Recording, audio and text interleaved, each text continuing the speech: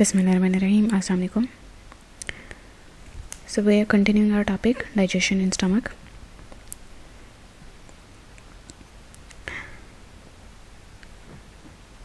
So in last lecture we learned about the cells of the gastric stomach. Now we'll see how does the gastric juice gets produced and what are the constituents of gastric juice. So the main constituents of gastric juice are water, electrolytes, hydrochloric acid, enzymes, mucus and intrinsic factor.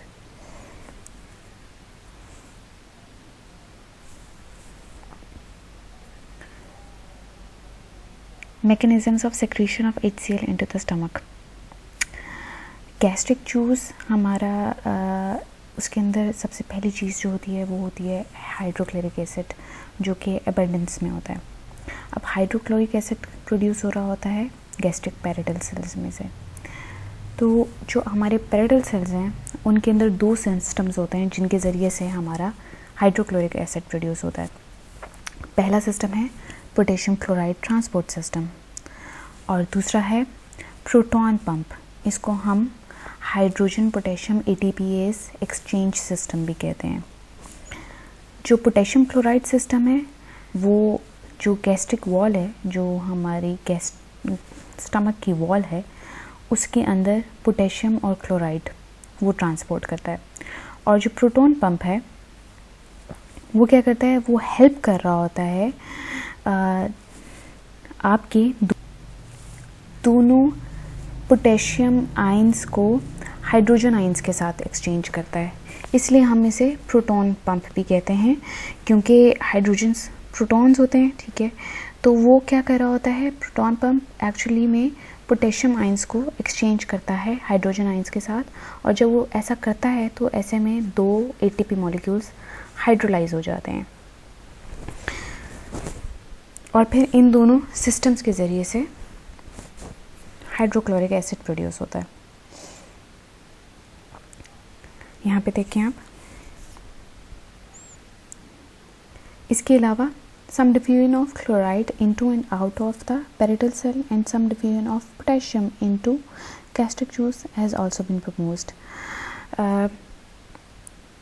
हमारे chloride ions, ये हमारा parietal cell है और ये हमारी gastric, आप कह लें गैस्ट्रिक ग्लैंड है. ठीक है, ये हमारी वॉल है. ठीक है, तो ये हमारा ब्लड है. ठीक है, ये पेरिटल सेल है और ये हमारा गैस्ट्रिक वॉल है. ठीक है, तो कुछ हमारे क्लोराइड आयंस और पोटेशियम आयंस जो हैं गैस्ट्रिक उसमें जाते हैं, हमारे पेरिटल सेल्स में जाते हैं. ठीक है, और इसके अलावा इसी तरीके से पोटेशियम और क्लोराइड आयंस पेरिटल सेल से बाहर जाते हैं. ठीक है, तो जब वो अंदर आ रहे होते हैं तो वो आ रहे होते हैं थ्रू प्रोटॉन पंप. ठीक है, ATPase एक्सचेंज सिस्टम के ज़रिए से आ रहे होते हैं. इसके अलावा ATPase एक्सचेंज सिस्टम के ज़रिए से हमारे आ रहे होते हैं दो पोटेशियम आयंस. ठीक है, तो ये हमारे पोटेशियम आयंस आ रहे होते हैं ATPase एक्सचेंज सिस्टम के ज़रिए से. इसके अलावा हमारे पोटेशियम क्लोराइड सिस्टम जो है, पोटेशियम और क्लोराइड सिस्टम ये ट्रांसपोर्ट कर रहा होता है क्लोराइड और पोटेशियम आयंस को out of the parietal cells. तो इन दोनों सिस्टम्स के ज़रिए से हमारे गैस्ट्रिक सेल के ज़रिए से HCl प्रोड्यूस होता है. फिर इसके अलावा the net effect is that hydrogen and chloride और hydrochloric acid are secreted into the gastric lumen as part of the gastric juice. ठीक है, तो HCl की सिक्रेशन कैसे होती है, ये हो रही होती है through parietal cell. Parietal cell के अंदर दो ट्रांसपोर्ट सिस्टम्स होते हैं, जो कि होता है पोटेशियम क्लोराइड ट्रांसपोर्ट सिस्टम और hydrogen potassium ATPase exchange system, जिसको हम प्रोटॉन पंप कहते हैं.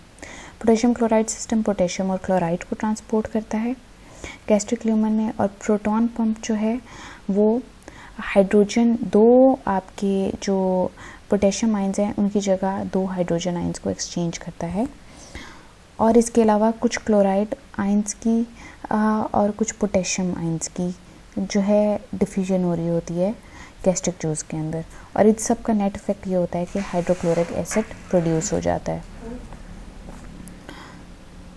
तो आपका इस तरीके से हाइड्रोक्लोरिक एसिड बनता है बाय H2O और CO2, ये दोनों कंबाइन होते हैं और H2CO3 बनाते हैं, ठीक है, हाइड्रोक्लोरिक एसिड, ठीक है। और इसके अलावा जो है आपका जो आयंस हैं वो भी ट्रांसपोर्ट हो रहे होते हैं, तो ये मिल के जो है आपका इस तरीके से हाइड्रोक्लोरिक एसिड प्रोड्यूस होता है। हाइड्रोक्लोरिक एसिड की कंसंट्रेशन गैस्ट्रिक जूस में बहुत ज़्यादा होती है। क्योंकि उसकी कंसंट्रेशन गैस्ट्रिक जूस में बहुत ज़्यादा होती है और वो एसिड है, इस वजह से जो pH है उसकी वो कम होती है, वो तकरीबन 2 होती है, इट्स वेरी लो। तो जितनी ज़्यादा pH लो होती है उतना ज़्यादा आपका एसिडिक सोल्यूशन होता है, तो इसी वजह से हमारा जो गैस्ट्रिक जूस है वो अभी एसिडिक होता है। अब हम देखते हैं functions of hydrochloric acid. Functions of hydrochloric acid are activating the pepsinogen to form pepsin, denaturing the proteins, releasing some nutrients and acting as a bactericide agent. करता क्या है हमारे गैस्ट्रिक जूस में पेप्सिनोजन होता है। HCl पेप्सिनोजन को activate करता है और पेप्सिन में कन्वर्ट करता है, और फिर पेप्सिन जो है वो आपका प्रोटीन की ब्रेकडाउन में हेल्प कर रहा होता है। इसके अलावा HCl क्या करता है, क्योंकि ये एसिड है, ये प्रोटीन्स को डीनेचर करता है। इस तरीके से क्या होता है कि प्रोटीन्स का जो स्ट्रक्चर था वो ब्रेक डाउन हो जाता है, मतलब टर्शरी और सेकेंडरी स्ट्रक्चर ब्रेक डाउन हो जाता है, तो इंटीरियर बॉन्ड्स जो हैं वो ओपन अप हो जाते हैं, जिनके ऊपर फिर पेप्सिन जाके एक्ट करता है, ठीक है। तो आपका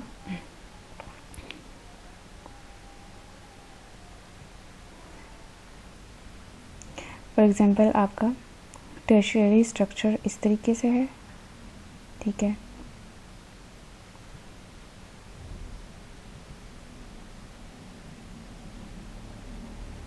तो ये ब्रेक डाउन होता है, ये ब्रेक डाउन होता है। टर्शियरी के बाद सेकेंडरी स्ट्रक्चर आपका इस तरीके से है, ठीक है, प्रोटीन का।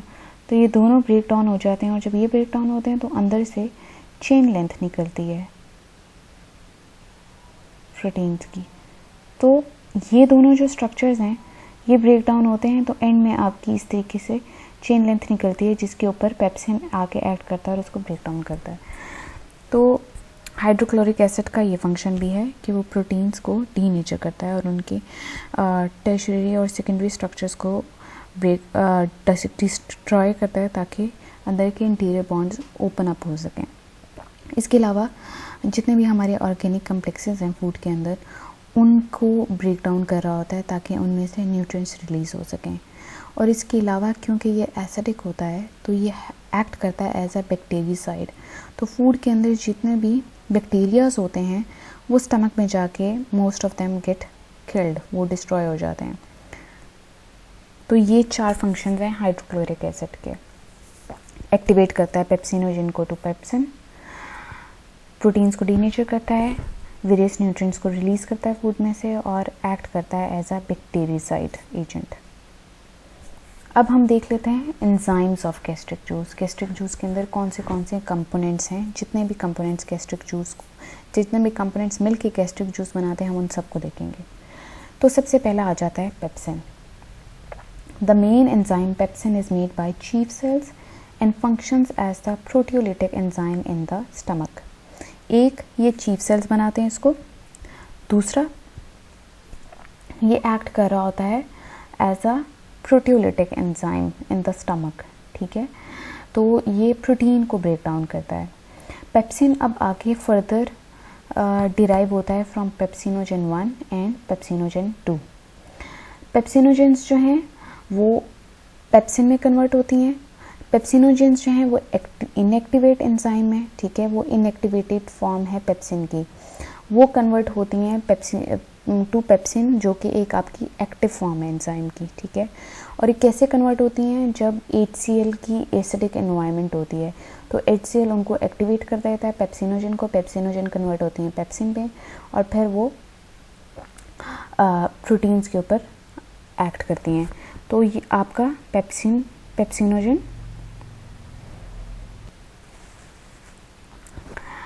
पेप्सिनोजन एसिड में या कई बार पेप्सिन खुद, जो पिछला पेप्सिन होता है, उन दोनों की प्रेजेंस में ये पेप्सिन में कन्वर्ट हो जाता है, जो कि एक एक्टिवेटेड फॉर्म है। पेप्सिनोजन 1 जो होता है वो स्टमक की बॉडी में होता है, ठीक है। हमने स्टमक के डिफरेंट पार्ट्स पढ़े थे, ठीक है, फंडस, बॉडी, एंट्रम, पाइलोरस, ठीक है। तो जो बॉडी है, जो बीच वाला सेक्शन है, पेप्सिनोजन स्टमक की बॉडी में होता है और वहीं पे ज़्यादातर हाइड्रोक्लोरिक एसिड भी सिक्रीट होता है, बल्कि जबकि पेप्सिनोजन 2 जो होता है वो बॉडी में भी होता है और एंट्रम में भी होता है, ठीक है। पेप्सिनोजन 1 की अगर कंसनट्रेशन बहुत ज़्यादा हाई हो जाए तो उससे पेप्टिक अल्सर का इंसिडेंस जो है वो बहुत ज़्यादा इंक्रीज़ कर जाता है, ठीक है। तो इसीलिए इनकी जो आप कह लें कि कंसनट्रेशंस हैं वो भी बैलेंस्ड होनी चाहिए।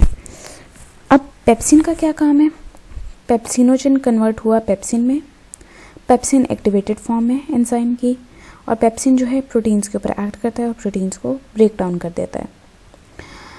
Specifically pepsin as an endopeptidase. Endopeptidase का मतलब है प्रोटीन के एंडोपेप्टाइड बॉन्ड्स के ऊपर जाके एक्ट करता है। इसका मतलब ये है कि ये interior peptide bonds, endopeptide bonds interior peptide bonds के अंदर जाके बीच के जो बॉन्ड्स होते हैं उनके ऊपर एक्ट करता है और उनको हाइड्रोलाइज करता है। पेप्सिन जो है एक स्पेसिफिक पीएच पे काम करता है, वो स्पेसिफिक पीएच 3.5 होनी चाहिए। 3.5 अगर पीएच होगी तो उसके ऊपर पेप्सिन की एक्टिविटी जो है वो ऑप्टिमल हो जाती है। आगे चलते हैं एमाइलेज। एमाइलेज जो है वो हमारे स्टमक में नहीं, वो बल्कि हमारे माउथ में स्लाइवरी ग्लैंड्स उसको सिक्रीट करते हैं और फिर वो फूड के साथ मिक्स होके स्टमक में आता है। तो जो अमाइलेज है ये स्टार्च को हाइड्रोलाइज करता है। इसकी थोड़ी बहुत एक्टिविटी स्टमक में रहती है, लेकिन ज़्यादातर ये स्टमक में जो गैस्ट्रिक जूस होता है वो उसकी पीएच बहुत ज़्यादा लो होती है, एसिडिक होती है, तो ज़्यादातर ये स्टमक में जाके आफ्टर सम टाइम इनएक्टिवेट हो जाता है। उसके बाद आ जाता है गैस्ट्रिक लाइपेज। गैस्ट्रिक लाइपेज को चीफ सेल्स बनाते हैं, ठीक है। गैस्ट्रिक लाइपेज आपका, ये बात याद रखिएगा कि जो स्टमक के सेल्स थे उनमें सबसे पहले म्यूकस सेल्स आते हैं, ठीक है। म्यूकस सेल्स के बाद जैसे स्टमक में लाइनिंग होती है, ठीक है, तो वो इस तरीके से पहले म्यूकस सेल्स होते हैं। म्यूकस सेल्स के नीचे आपके चीफ सेल्स होते हैं। चीफ सेल्स के बाद आपके आते हैं पेरिटल सेल्स, और पेरिटल सेल्स के बाद आपके आते हैं जी सेल्स, ठीक है। तो ये सारे आपके स्टमक के अंदर सेल्स हैं, ठीक है, जो कि आपकी स्टमक की लाइन के अंदर होते हैं, ठीक है। तो ये इस तरीके से अपनी अरेंजमेंट में, तो जो गैस्ट्रिक लाइपेज है वो चीफ सेल्स बनाते हैं, ठीक है। गैस्ट्रिक लाइपेज अब क्या कर रहा होता है, लाइपेज है, ठीक है, ये लिपिड पे एक्ट करेगा, ठीक है। ये हाइड्रोलाइज करता है शॉर्ट और मीडियम चेन ट्राइएसाइल ग्लिसरॉल, जिसको हम ट्राइग्लिसराइड भी कहते हैं, जिसको हम फैट भी कहते हैं, ठीक है, जो डाइटरी फैट है उसके ऊपर एक्ट करता है। और उसकी शॉर्ट और मीडियम चेन ट्राइएसाइल ग्लिसरॉल, ये जो चेन्स हैं इनको ये ब्रेक डाउन करता है। तो जो स्टमक है, स्टमक के अंदर तकरीबन 20% लिपिड डाइजेशन होती है और वो गैस्ट्रिक लाइपेज ही करता है, ठीक है। आगे आ जाएं, म्यूकस। म्यूकस जो है वो म्यूकस सेल सिक्रीट कर रहे होते हैं, और म्यूकस जो है उसकी जो सिक्रीशन है वो स्टिमुलेट होती है by prostaglandins and by nitric acid. Prostaglandins अब क्या हैं, ये जहाँ भी आपके डॉटेड लाइन होगी, ठीक है, ये मैंने आपके लिए एक्सेस इन्फॉर्मेशन रखी हुई है, ठीक है। प्रोस्टाग्लैंडिन्स नॉर्मली वो ग्रुप्स होते हैं, ठीक है, ये आपके लिपिड से मिलके बनते हैं, ठीक है, और ये टिश्यू डैमेज या इन्फेक्शन की साइड पे या इंजरी पे या जहाँ पे इलनेस होती है या इन्फ्लेमेशन होती है, ये वहाँ पे होते हैं। और इनका काम होता है inflammation, blood flow, blood clots की फॉर्मेशन, इन सब प्रोसेसेस को कंट्रोल करना, ठीक है। तो म्यूकस सेल्स जो हैं वो प्रोस्टाग्लैंडिन्स की सिक्रीशन से स्टिमुलेट होते हैं और म्यूकस सिक्रीट करते हैं, ठीक है। तो अगर आपका ऐसा हो कि फूड बहुत ज़्यादा एसिडिक हो या आपका स्टमक जो है अपसेट हो, तो उसमें क्या होता है, प्रोस्टाग्लैंडिन्स जो हैं वो बहुत ज़्यादा सिक्रीट होते हैं। जब प्रोस्टाग्लैंडिन ज़्यादा सिक्रीट होते हैं तो स्टमक के म्यूकस सेल्स भी ज़्यादा म्यूकस सिक्रीट करते हैं ताकि स्टमक की वॉल्स को हाइड्रोक्लोरिक एसिड से की इंजरी से बचाया जा सके। अब म्यूकस के अंदर जो है बेसिकली 4 कंपोनेंट्स होते हैं। वो कंपोनेंट्स हैं आपके ग्लाइकोप्रोटीन्स, जिसको हम म्यूसिन भी कहते हैं, glycolipids, water and bicarbonate ions. ये 4 कंपोनेंट्स आपको अच्छे तरीके से याद होने चाहिए कि म्यूकस के अंदर क्या क्या होते हैं। ग्लाइकोप्रोटीन्स होते हैं, ग्लाइकोलिपिड्स होते हैं, वाटर होता है और बाइकार्बोनेट आयंस होते हैं। म्यूकस का क्या फंक्शन है? म्यूकस गैस्ट्रोइंटेस्टाइनल कंटेंट्स को और गैस्ट्रोइंटेस्टाइनल वॉल को प्रोटेक्ट करता है। The ingested gastrointestinal contents and mucus lubricates the ingested gastrointestinal contents and coats and protects the gastric mucosa from mechanical and chemical damage. Gastric mucosa का मतलब होता है gastric wall, ठीक है। तो ये इंजेस्टेड कंटेंट्स को कोट करता है और इसके अलावा गैस्ट्रिक वॉल को कोट करता है, ठीक है। म्यूकस तकरीबन 2 मिलीमीटर थिक लेयर बनाता है और गैस्ट्रिक वॉल को कवर कर देता है। फिर इसके अलावा गैस्ट्रिक सेल्स के अंदर टाइट जंक्शंस होती हैं जो प्रिवेंट करती हैं H+ आपकी जो हाइड्रोजन आयंस हैं उनको गैस्ट्रिक म्यूकोसा में पेनिट्रेट करने से बचाती हैं, ठीक है। और अगर ये ज़्यादा हो या प्रॉपर टाइट जंक्शंस ना हो या म्यूकस प्रॉपर्ली लुब्रिकेट ना करे तो फिर क्या होता है, स्टमक के अंदर पेप्टिक अल्सर्स बनना शुरू हो जाते हैं। पेप्टिक अल्सर असल में होता क्या है? पेप्टिक अल्सर जो है, अल्सर बेसिकली जो है वो इस तरीके से होता है जैसे आपकी एक जगह पे थोड़ी सी इन्फ्लेमेशन हो जाए, या जैसे हम मुंह में कहते हैं ना छाला बन गया है और मुंह की अगर आप खोलें तो मुंह में आपके लिप के ऊपर या आपके लिप के अंदर वाली साइड पे वाइटिश रेडिश सी आपकी एक छाला टाइप होता है जिसको आप कहते हैं कि छाला बन गया और मुझे चुभ रहा है, ठीक है। तो जिस तरह से वो छाला होता है वो भी एक्चुअल में एक अल्सर होता है छोटा सा, ठीक है। तो इस तरह का अल्सर जो है आपके स्टमक के अंदर बन जाता है। इसका मतलब ये है कि वहाँ पे इन्फ्लेमेशन हो जाती है या HCl पेनिट्रेट कर जाता है और वो गैस्ट्रिक वॉल को थोड़ा डिस्ट्रॉय कर देता है, डैमेज कर देता है। तो फिर जब अगर आपके पेप्टिक अल्सर बन जाएँ तो फिर आप ना इस तरह के खाने नहीं खा पाते जो बहुत ज़्यादा स्पाइसी होते हैं या जिनमें कैफ़ीन ज़्यादा होती है या इस तरह के स्पाइसी खानों से पेप्टिक अल्सर नहीं बनते। लेकिन अगर पेप्टिक अल्सर आपके स्टमक में हो तो फिर स्पाइसी खाने आपको खाने से आपके पेट में या आपकी तबीयत और ज़्यादा ख़राब हो जाती है। इसके अलावा intrinsic factor parietal cells secrete करते हैं और ये बहुत ज़्यादा ज़रूरी है विटामिन B12 के एब्जॉर्प्शन के लिए।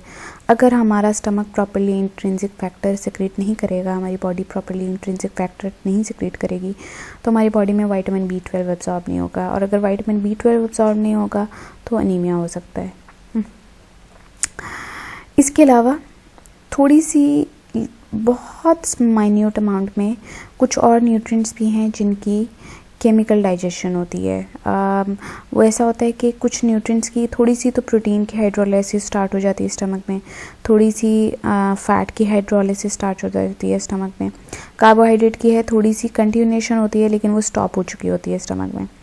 इसके अलावा वाटर, अल्कोहल और कुछ फैट सॉल्युबल ड्रग्स होते हैं जैसे एस्पिरिन जो आपकी ये पेन किलर होता है, और कुछ मिनरल्स, इनकी एब्जॉर्प्शन स्टमक में ही हो जाती है। फिर इसके अलावा हाइड्रोक्लोरिक एसिड और इंट्रिंसिक फैक्टर, ये दोनों मिल के एब्जॉर्ब करते हैं आयरन को और विटामिन B12 को। तो अब अगर आपका बॉडी में आपका स्टमक प्रॉपर्ली काम ना कर रहा हो, कई बार ऐसा होता है कि पेशेंट्स बीमार होते हैं या उनका स्टमक सही तरीके से काम नहीं कर रहा होता, तो उनको फूड पाइप गुजारा जाता है जो उनके माउथ से सीधा उनके इंटेस्टाइन में खुलता है। तो उसमें ऐसा होता है कि आपकी जो स्टमक है, आपके जो स्मॉल इंटेस्टाइन है, वो सारा कुछ जो है फूड को प्रॉपर्ली एब्जॉर्ब कर सकती है। तो अगर हमारा स्टमक प्रॉपर्ली काम ना कर रहा हो तो हम फिर भी सर्वाइव कर सकते हैं, लेकिन हमें सिर्फ विटामिन B12 के इंजेक्शंस लगाने पड़ेंगे। आगे आ जाएं, रेगुलेशंस ऑफ गैस्ट्रिक सेक्रेशंस। अब इसमें जो है गैस्ट्रिक सेक्रेशंस जो हैं उनको कुछ हार्मोन्स इनहिबिट करते हैं। वो हार्मोन्स हैं पेप्टाइड, इंटेरोगेस्ट्रॉन, ग्लूकोज डिपेंडेंट इंसुलिनोट्रोपिक पेप्टाइड, जिसको हम गैस्ट्रिक इनहिबिटरी पेप्टाइड भी कहते हैं, GIP, somatostatin, this is synthesized by pancreatic and intestinal cells and it inhibits gastric secretions. The release of gastric secretions also is inhibited by neuropeptides, vasoactive intestinal peptide and substance power and some prostaglandins and nitric oxide.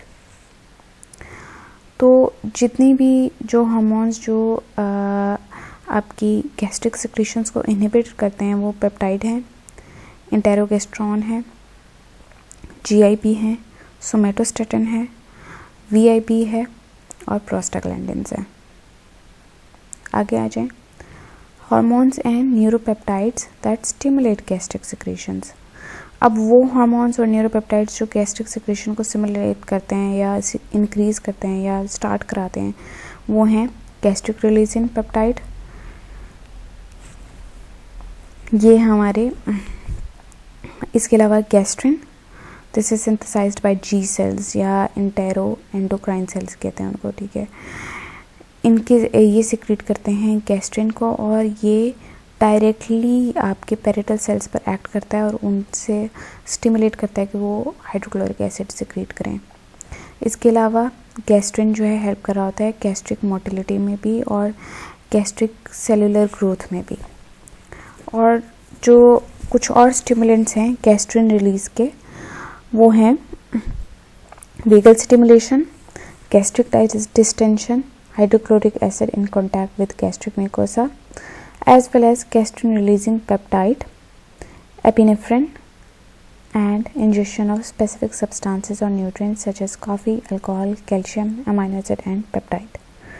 अच्छा, दो hormones हैं हमारे जो gastric secretions को stimulate करते हैं, वो हैं गैस्ट्रिन रिलीजिंग पेप्टाइड और गैस्ट्रिन। गैस्ट्रिन रिलीजिंग पेप्टाइड जो है वो रिलीज़ होता है बाय एंटेरिक नर्व्स और फिर गैस्ट्रिन जो है वो रिलीज़ होता है बाय G सेल्स। गैस्ट्रिन जो है G सेल से रिलीज़ होता है, वो जाता है पेरिटल सेल्स के पास और उनको डायरेक्टली स्टिमुलेट करता है HCl सेक्रेट करने के लिए। इसके अलावा गैस्ट्रिन गैस्ट्रिक मोटिलिटी और सेलुलर ग्रोथ के लिए भी इम्पॉर्टेंट है। अब गैस्ट्रिन रिलीज़ के जो स्टिमुलेंट्स हैं वो सारे के सारे हैं। अगर हमारा जब स्टमक हमारा खाना खाने से इंक्रीज़ करता है, फोल्ड्स ख़त्म होते हैं स्टमक के, स्टमक डिस्टेंशन होती है, स्टमक भरता है, फूलता है, तब स्टिमुलेशन होती है, तब गैस्ट्रिन रिलीज़ होता है। जब हाइड्रोक्लोरिक एसिड स्टमक की वॉल पे लगता है तब गैस्ट्रिन रिलीज़ होता है। जब गैस्ट्रिन रिलीजिंग पेप्टाइड या एपिनेफ्रिन या कुछ इस तरह के सब्सटेंसेस होते हैं जैसे coffee, alcohol, calcium, amino acids या पेप्टाइड्स, मतलब फूड में आपका कोई भी इस तरह का कंपोनेंट होगा तो गैस्ट्रिन रिलीज़ हो जाएगा। और जब गैस्ट्रिन रिलीज़ होगा तो वो सारी की सारी गैस्ट्रिक सेक्रेशंस को स्टिमुलेट करता है कि वो HCl भी बनाएं, इंट्रिंसिक फैक्टर बनाएं, म्यूकस सेक्रेट करें और गैस्ट्रिक लाइपेज सेक्रेट करें। उसके बाद आप आ जाएं ज़ोलिंगर-एलिसन सिंड्रोम। ज़ोलिंगर-एलिसन सिंड्रोम में क्या हो रहा होता है कि ये वो सिंड्रोम है जिसमें लोगों के अंदर गैस्ट्रिन बहुत ज़्यादा हाई अमाउंट में रिलीज़ होता है। गैस्ट्रिन इतनी ज़्यादा अमाउंट में रिलीज़ होता है कि वो ब्लड में भी उसकी कंसनट्रेशन ज़्यादा होती है। इससे होता क्या है कि स्टमक में बहुत ज़्यादा अल्सर्स बन जाते हैं, स्टमक में, डुडेनम में, जुजिनम में, स्मॉल इंटेस्टाइन के अपर पोर्शंस में अल्सर्स बन जाते हैं और इसकी वजह से जो आपकी खाने की डाइजेशन है वो बहुत ज़्यादा मुश्किल हो जाती है। ठीक है, तो इसके अलावा वो कंपोनेंट्स जो डायरेक्टली स्टिमुलेट कर रहे होते हैं हाइड्रोक्लोरिक एसिड की रिलीज़ को, वो सब के सब हैं गैस्ट्रिन, जो कि स्टमक के पैरेटल सेल्स पे एक्ट करता है, एसिटाइलकोलिन जो कि वेगस नर्व्स रिलीज़ करती हैं और वो भी पैरेटल सेल्स पर जाके एक्ट करता है। ठीक है, वेगस नर्व्स स्टमक के अंदर ही होती हैं। इसके अलावा हिस्टामिन, ये भी हमारे जीआई ट्रैक के मास्ट सेल्स जो होते हैं उन वो सिक्रेट करते हैं और ये H2 रिसेप्टर्स को बाइंड करता है पैरेटल सेल्स के अंदर, जिसकी वजह से आपका हाइड्रोक्लोरिक एसिड बनता है। तो गैस्ट्रिन, एसिटाइलकोलिन और हिस्टामिन ये मिल के हाइड्रोक्लोरिक एसिड की सिक्रीशन को स्टिमुलेट करते हैं। तो गैस्ट्रिक मोटिलिटी और गैस्ट्रिक सिक्रीशंस को जो चीज़ें स्टिमुलेट कर रही हैं वो हैं gastrin, gastrin releasing peptide GRP, histamine, motilin और सिक्रीटिन। इसके अलावा वो कंपोनेंट्स जो गैस्ट्रिक मोटिलिटी और सिक्रीशंस को स्टॉप करते हैं वो हैं cholecystokinin, enterogastrone, gastric inhibitory polypeptide, peptide YY, secretin, somatostatin, substance P and vasoactive intestinal polypeptide. ये आपको याद होने चाहिए। So this is it for today. Thank you for your consideration. Allah Hafiz.